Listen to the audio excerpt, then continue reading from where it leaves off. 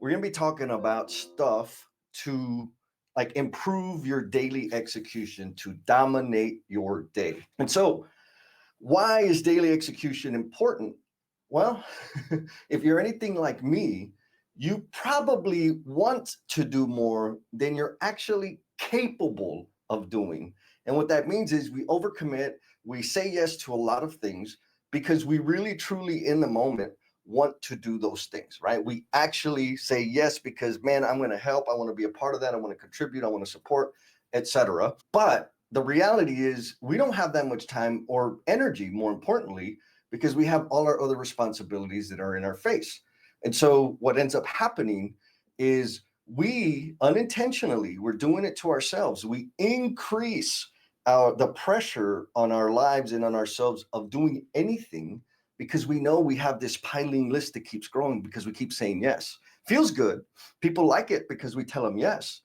But, and I learned this one the hard way, what ends up happening is you kind of start losing credibility gradually over time, which doesn't make sense, right? Because you're saying yes and you're doing things and you're making things happen. But one of my bosses in the past said, Jess, hey man, like you're super busy, you know how to make things happen, but you're always kind of distracted in the meeting and you're always zooming around, kind of in a rush, pressed for time, sliding in right on time, leaving early or as early as you can. And that's not a good look for you. And I'm like, but what do you mean? I'm getting all kinds of things done. He's like, well, sure, but it looks like you don't have things under control. And that was the signal, right? Like, oh man, I'm losing. Like, I think I'm scoring points by doing a bazillion things, and I'm actually not. I was actually losing credibility over time. I was the busy guy all of a sudden, and I don't want to be the busy guy. I want to be the impactful guy. And so if you're out there in the omniverse watching right now, if you want to be an impactful human being, impactful human, making happener, drop that in the comments. Drop make it happener in the comments. Now the question is, you're like, okay, Jess, you're rambling now. How to shift from busy work to deep work. And there's a bunch of different ways to do it. And so what I'm going to share with you is the ways, or some of the ways that I do it, that I have been helping other amazing people out there better manage their time, and covertly I'm helping them better manage themselves. Don't tell them, because I don't want you to pull the veil back. And so today specifically, we're going to get into two big rocks. Why? Because two things at a time is a lot, right? And so the first big rock is like identifying your limits. What are your limits? And more importantly, set a target to learn your limit. I'll go into that here in a little bit. And then after that, we're going to talk about identifying the leaks in your focus bucket, right? Because we have a bucket of focus and we can apply that anywhere we want to. But when we're not purposeful about it, we're losing focus, we're leaking focus, and we're less effective in doing our stuff. Set a target to learn your limit. And so the principle here is, how many tasks do you target in a daily basis? Another way to think about that, like for real, I want you to like be super, super honest with yourself right now. How many tasks do you attempt to complete in a day? Now, I recognize that the answer is going to be different, right? If you have like a real job, because I live in Jesse land and nothing's really real over here. So if you have a real job, like that day is filled up with all the things that you have to do that are in your job description. So you could count that as one thing, or you can count that as multiple things. And then there's the stuff that you do outside of work, before and after work. Those are the things that I think, again, if you have like a job and you're in that situation, which isn't bad, thinking about it in those terms. Okay, I got my day job, and then I have softball practice. I got to feed the kids. I got to, whatever those things are. And so looking at it from that perspective, it's how many tasks do you have in a day? How many do you target? How many commitments do you make? Daily commitments do you make? If you don't know what the number is, here's your homework. Write down a list for tomorrow. How many commitments, tasks do you intend to complete tomorrow? Understand what that count is, right? Because then you can measure, how well am I performing? What is my say-do ratio? How many things did I say I was going to do? How many things did I actually do? Right now, this is kind of conceptual.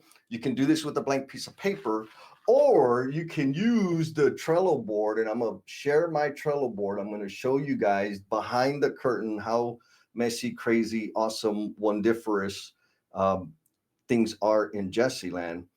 And so right here is my personal Trello board. And this is how I manage me because I have to manage me because nobody else can. And so here's the deal, right? You can see right now I've got 3 columns: to do, doing, done.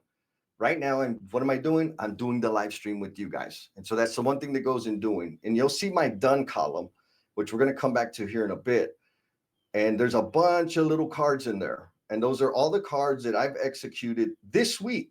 And every week I do a reflection thing, which is probably going to be another live stream. But anyways, this is where I track what I've gotten done for the week. Now, the important part, what I'm talking about is setting a target to learn your limit, is on the to-do part right here. The to-do, I have learned through a lot of practice. I've already given you the steps.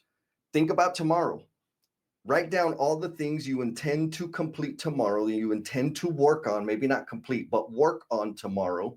What are they? How many are they? And then track them. Did you get them done or not? The way you use the Trello board is you create a sticky for everything that you're going to be doing tomorrow. What's that? I would like a template. Well, guess what? There is a template. I have the Daily Domination template. And if you want it, it's a free thing. Of course, I'm going to get your email address for it, but drop in the comments, double D, 2 Ds, and I'll get you the link so you can sign up and get that free template. But anyways, what happens is we don't know how much stuff we have going on. And so we overcommit, and we're stressed, and we're frustrated, and we're losing credibility, right? And so what I'm suggesting to you is get an idea of how many damn commitments you have in a week. I mean, in a day, period. Just think about tomorrow. Don't get crazy and think about the rest of the year.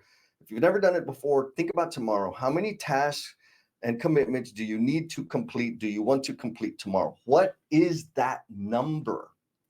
The next thing I want you to think about is how many tasks is that number. Let's just say your number tomorrow is 7. Is that the same target on Monday? Is it the same target on Tuesday? Do you have a daily target of quantity, number of tasks that you intend to execute daily? What is your limit, right? What is, more importantly, what is your target? Setting the target is what helped me understand what the limit should be. Because my initial limit, the first time I started measuring how many tasks I commit to in a day, I set a number of 15. The reason I did that was because my boss asked me, hey, Jess, are you more productive? This was during the lockdown. Are you more productive now that you're working from home? And I said, I have no idea. I'm working from 5 a.m. to 9 p.m. Nobody's forcing me to, but I am. And so, sure, I'm getting more things done, but in terms of productivity, I don't know what my output rate was per day. And so that's what said, okay, well, let me measure it. So I set a target of 15 tasks, and within bookends between 5 a.m. and 5 a.m. and 5 p.m., but lunch and breakfast were included in those things. And so, because back then I needed that, right? If I didn't have it on my schedule, I wouldn't do it. So I set my limit or target at 15. And what I found was, yes, I was absolutely able to execute all 15 tasks, but I was a jerk to people because if they weren't on my task list for the day, I would bite their head off. I was very pushy, hurry up. I got to get done. We got to go. What do you want? What do you need? Blah, blah, blah, blah. And people didn't appreciate that very much, of course. And so I had to bring the number down so that I could be more personable, more human. And so I brought it down to 10. And back then, 10 was the good number where I had enough time to like execute the task and not work 16 hours. And also be nice and be pleasant, or nicer and pleasanter, right? Because y'all, if you know me, you know how I am. Anyways, and so the 10 became the target, which then set me up to really think clearly in terms of how many commitments am I going to make?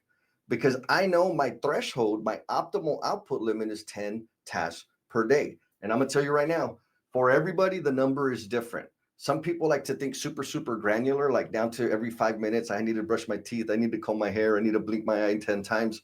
If that's the way you think, fine, do that. I'm kind of a big picture, big rock guy, right? Like, what am I going to do? I'm going to edit podcast episode. It's not a matter of time. It's a task that I'm going to get done that day. I'm going to go work out. I'm going to do my thinking time and this sort of thing. So the quantity is not as important as much as it is in you setting a target and then measuring how much do you actually complete. And all my data wizards out there are going to love this one. And when you measure the quantity of how much you planned versus how much you actually executed, the say-do ratio, I also want you to measure how do you feel? Do you feel spent? Do you feel stressed? Do you feel agitated? Do you feel calm? Do you feel relaxed? Do you feel open-minded? Because what we're looking for is focused, open-minded, and kind of relaxed. And if I am in that state after I've completed everything that I committed to completing, that's good because I can go do some more learning or pick up some other stuff. So I'm gonna go back to the screen to kind of just rehash the deal, right? In terms of this is what I use. I do one thing at a time. I save everything for the week and then I reflect to the week. And we're going to talk about that here in a minute. But on my to-do column, it's maximum of 7. Right now I'm in violation, and it's really because there was some things I didn't get done yesterday because I was being lazy.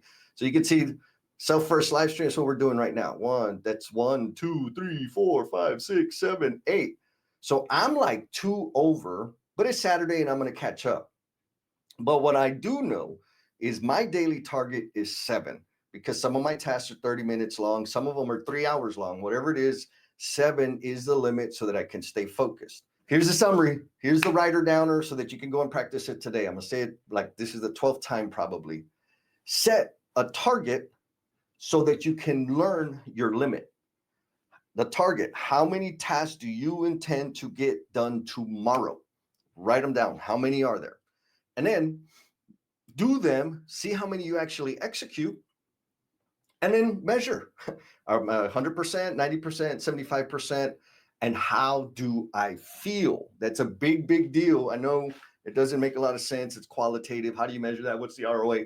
It is super, super helpful. Now, the other thing to really, really keep in mind, I don't know if you can see. So I've got this super awesome card, right? And I've got labels. And I stole this one from my brother, Mr. Sean Moran. I've added, so I got all these different labels. You don't have to do it this way unless you're psychotic obsessive like me, but this is how I do. I got different labels, different colors. They all mean something. But one in particular is the curveball, right? And so now you can see that label there or that tag. I'm doing the live stream and I gave it the extra tag of curveball. Why do you think the curveball is important? I know why. I'm going to tell you why. It's because it doesn't matter what I have planned for the day. Don't nobody care about my plan. Everybody cares about their plan, and that's okay because I'm the same way too. And so I might have 7 tasks planned for the day. And this is why I have that limit. People are going to reach out to me. And if a client reaches out and they want a proposal or they want to call like a check-in call or something, guess what? If it's not on my schedule, I'm going to make time for them. And it's a curveball because it wasn't planned, but it was something that had to be done. So what that means is like, let's just say, for example, let me go back to the board. What that means is say, Sarah sent me a text, Jesse, I want to have a one-on-one. So I'm going to create a card. I'm going to say, call Sarah. Right? Boom, I got a card because I'm going to count it at the end of the day to see how well I did. I'm going to label it curveball. Boom. Right? And then I'm going to call her. And so because I haven't set my limits or my target, my daily target to every second of the day is super, super packed, I can be available to serve the people I care about. And Sarah is absolutely one of the human beings that I care about in this world.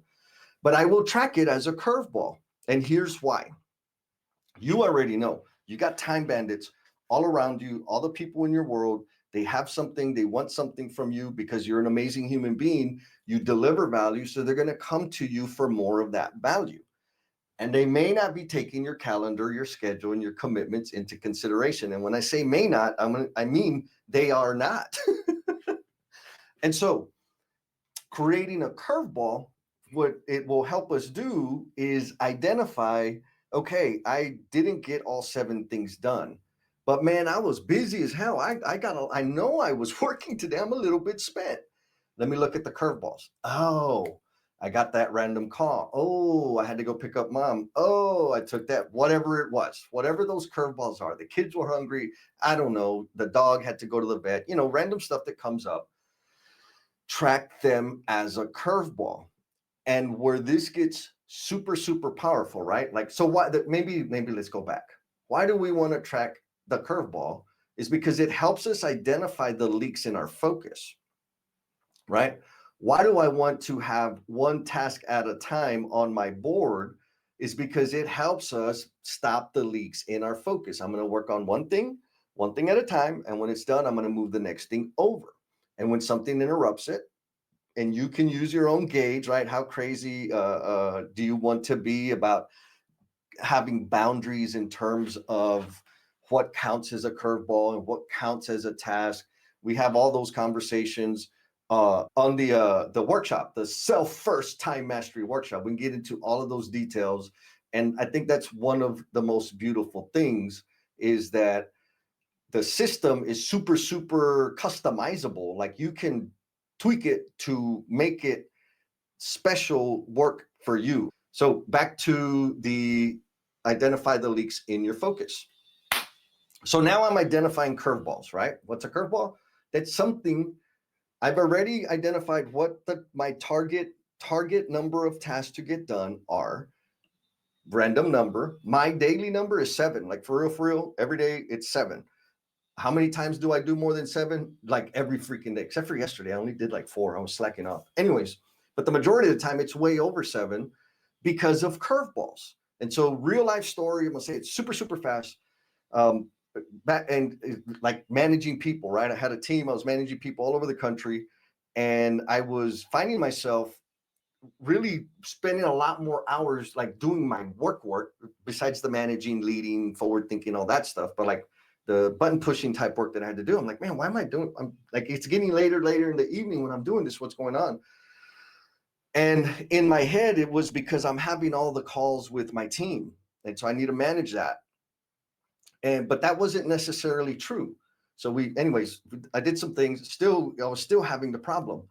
And so what I started doing, like I said, my brother, Mr. Sean Moran, was like, dude, you should track curveballs. And he explained it to me. What I started doing was creating a card. Every time I got a phone call that required me to take 10 plus minutes, I would create a card and I would call it a curveball.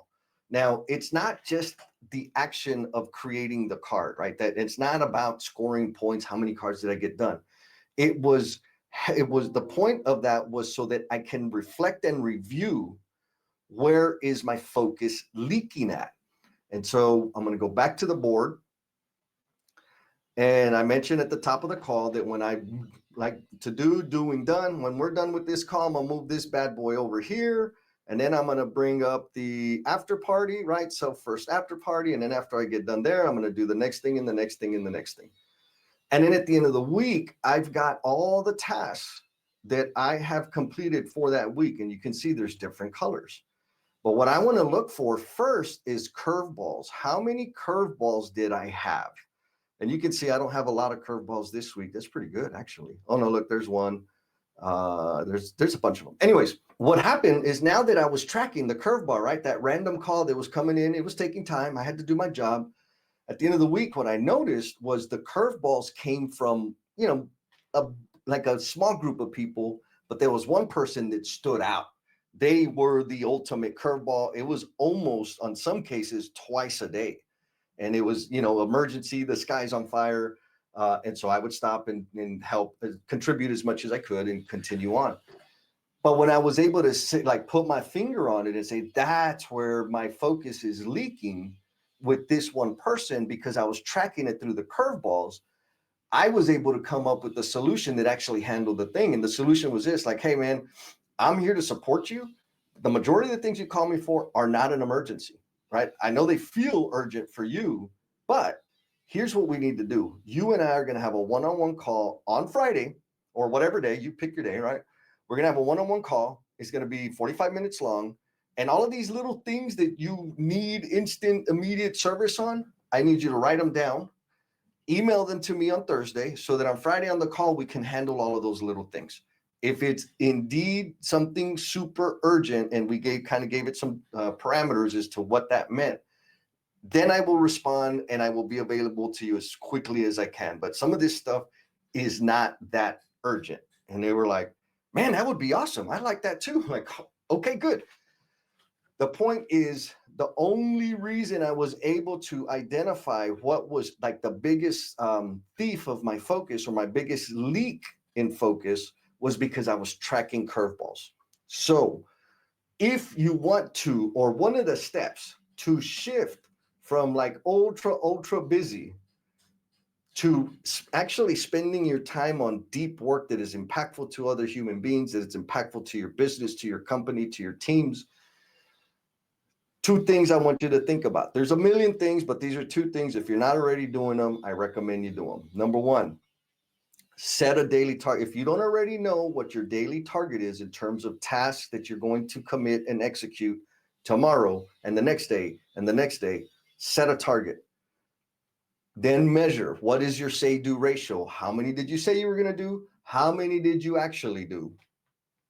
And how do you feel after that? If you set a big number of 20 and you feel exhausted, spent, frustrated, irritated, you need to drop that number down, because you want to feel good when you finish your work, right? And so set the target, evaluate to learn your limit, and then you can practice that going forward. The second thing is, even though you set a target, people are going to, they need you because you're amazing and awesome. They want more of you. And so start tracking the curveballs, because when you track the curveballs, you'll see that they almost always come from one or two or three different places.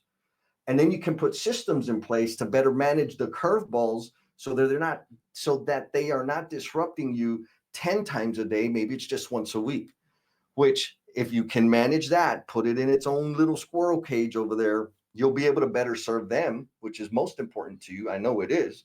And secondly, you'll be able to serve yourself and deliver and execute to the degree that you actually want to deliver and execute at. That's the promise. And why am I saying it promise? It's because it's the life I've been living. Yes, it's a little bit psychotic, but it works for me. And so Miss Heather says, I love to color code things, my Trello board, my calendar, etc. It helps me know what's what at a glance and saves me time. Heather, amen. I mean, y'all already saw my Trello board. It's super colorful. Same thing. My calendar is the same way. You don't have to use colors, but for me, it's a quick glance. I know blue is working out. If I ain't got a lot of blue in my done column, guess what? I need to pick it up next week because I'm not working out. Oh, look, Craig's got a comment. Craig says, I try to daily dominate all the time, but getting dialed in on a Saturday morning with Jesse is just what bro. Thank you, Craig. Thank you.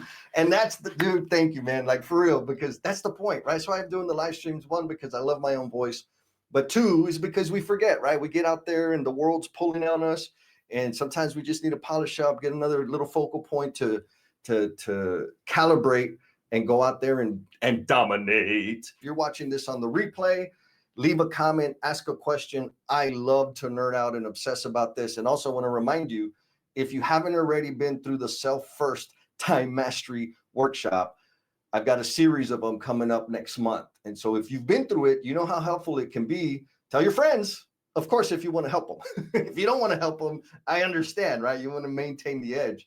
But if you haven't and you think this time management, self-management, higher quality of life thing is important to you, I got you, man. Let me know. I'll send you a link and we can hang out for about 4 hours and get all the way into guilt-free future planning, strategically selfish scheduling, and daily domination.